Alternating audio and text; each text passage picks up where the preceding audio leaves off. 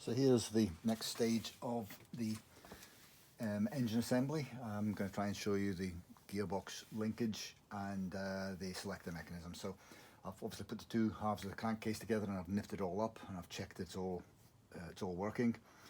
You need to make sure that the gear selector is in neutral, and you can see that by having a pentagon shaped set of holes on here, and each of these holes, 4 of the holes are the same, and this one's slightly different. That one's got a slightly shorter hole in it. But I can also check by turning the final drive shaft.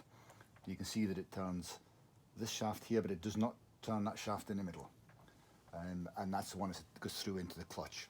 So I know that here I'm in a neutral position. And the reason that I want to know this is because that's how when I want to assemble the selector mechanism here, I want to make sure I've got that sorted. But before that, I need to put this on, and this is a strange system, but it's basically a feed into the 2 gearbox shafts, an oil feed into the 2 gearbox shafts, and a bearing holder at the same time. And the reason I think it's strange is because it takes oil from this hole here, and it comes through here, obviously it goes up and into this shaft, and it goes up here and into this shaft. But what it does is it actually locks the 2 shafts together. So you can't split the crankcase halves without taking this off, and it seems a little bit odd. I have seen this has failed to be assembled without an O-ring in this position here, which is a major problem, because then you don't get proper oil feed into these areas.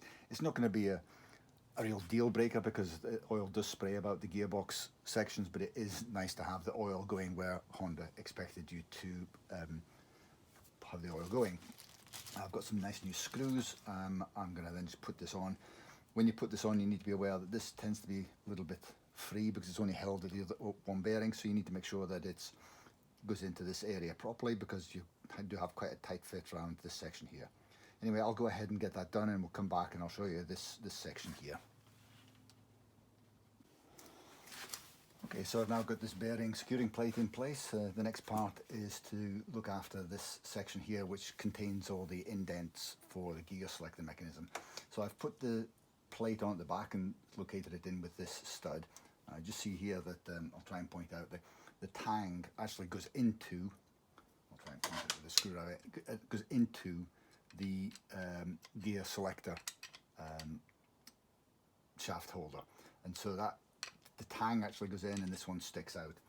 And then you put this spring here, which has got a little 2 little bits like that. The curly bits goes on the outside, and that goes on the inside like that. You then get the main indent roller and you put that on there. You then have a washer, then you have this bush, and you have the bush with the thinner section on the outside. You then have the next spring, and this spring is the one that actually clicks onto that tang there. In fact, I'll just take that off because I'll show you what I did wrong on that one first of all. So that goes on there, and when you put this on, this spring has to go in under there. That's better, that's what you need. So that has to be like that, he says. Then that washer goes on. Then we have the bush. Then we have the spring with the hook on the inside. That goes there like that. Then you have the neutral indent, which goes on like that. Then the plain washer. Then the spring washer. And then the nut. Now do it in this order, simply because I find it easier to do it in this order. But what you need to do is you need to make sure that you have freedom of movement of both of these rollers. I'll just nip it up a little bit just to show you where we are.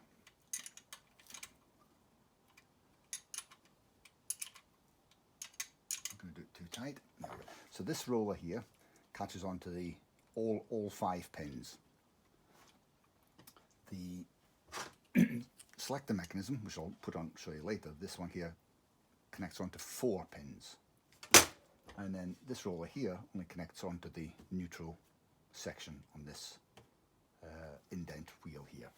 So now I've got that on like that, I can put the other pins in. Now the important thing is that this pin here is the short pin. So you have 5 pins, 4 of which are exactly the same size, and 1 short one. The short one goes here when the wheel is in the neutral position, and these ones just slot in like this.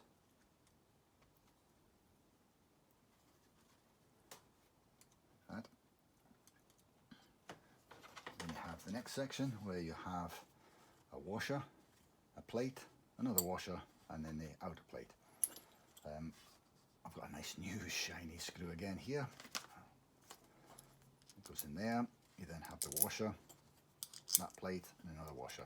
And when you put it on, you'll see that this plate only has 4 holes. So clearly that can only go one way around here because it then stops on that one there. This plate here has got 4 holes in it as well, and you need to get that aligned. But I know that when I have this plate like this, with that butting up against there, that indent needs to be over this side. So I'll just get this put on like that. There.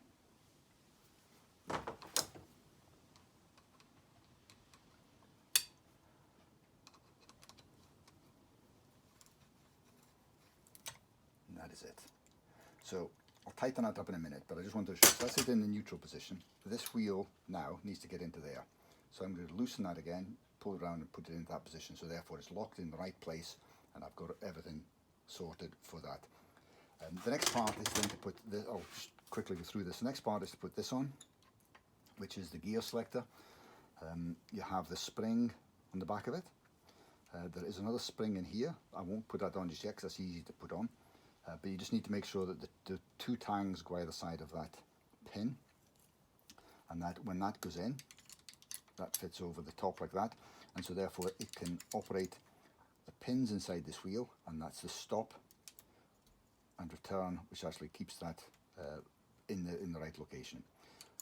These indents here, that's the gear selector indent, and that's the neutral position indent, and so therefore that stops this gear selector tumbler from moving from exactly the 5 positions that you want it to be, which are the gears, or the neutral position, which is obviously the neutral position.